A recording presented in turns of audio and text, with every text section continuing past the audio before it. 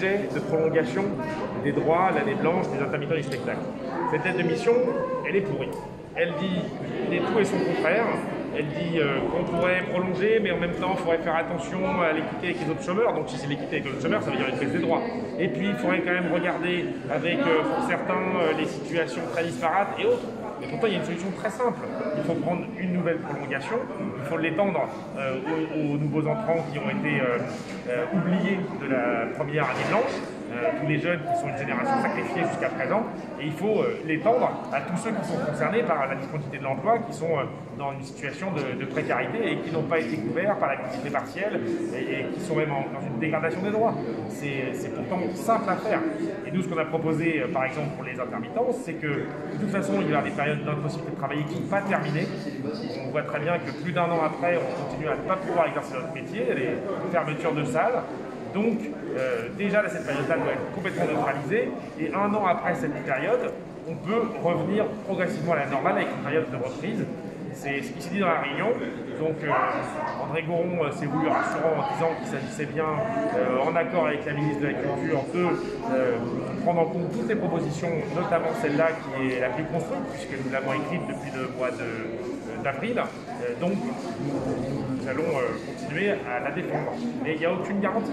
On sait que la ministre, pour l'instant, n'a eu aucun arbitrage dans son sens. Donc j'espère que le 22 mars, puisqu'elle nous annonce une réunion, elle va venir avec autre chose que l'opération de com, sinon elle va se planter. Elle aura intérêt à avoir des arbitrages sur l'accompagnement, sur la réouverture, sur l'accompagnement à la reprise, sur la garantie de tous les droits sociaux.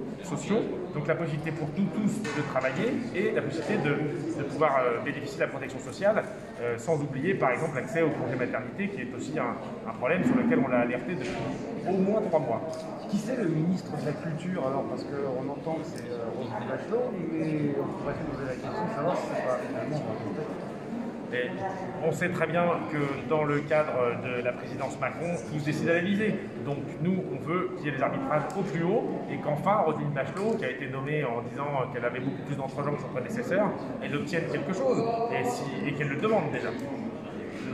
Vous avez eu un retour ou des échos de Matignon par rapport à tout ce qui est en train de se passer depuis hier? Pour l'instant, Matignon, c'est silence radio, donc on attend que Matignon nous réponde.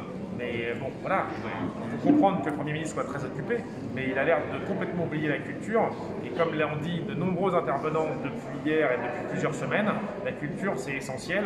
Et évidemment, dans un pays dans lequel le système de santé par exemple fonctionnerait, comme l'ont dit par exemple des soignants qui sont venus en soutien, eh bien on pourrait aussi réouvrir les salles de spectacle qui ne sont pas des lieux de contamination pour nous permettre de travailler et faire du bien au moral de tout le monde, ce qui est quand même pas tout à fait négligeable dans une période comme celle-là.